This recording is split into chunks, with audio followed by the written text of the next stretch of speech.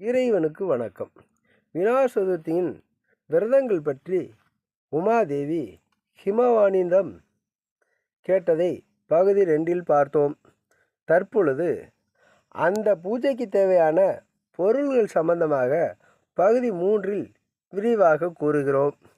அதற்கு தேவையான பொருள்கள் நறுமண கற்பக மலர்கள், பலவித தளிர்கள், அறுசுவை உணவுகள், மாணிக்கம், நவரத்தினங்கள், புனித நீர், அருகு, வன்னி, பூமாலைகள் போன்ற பல பொருட்கள் தேவலோகம், பூலோகம், பாதாளலோகம் முதலியவற்றிலிருந்து கொண்டு வந்து குவிக்கப்பட்டன.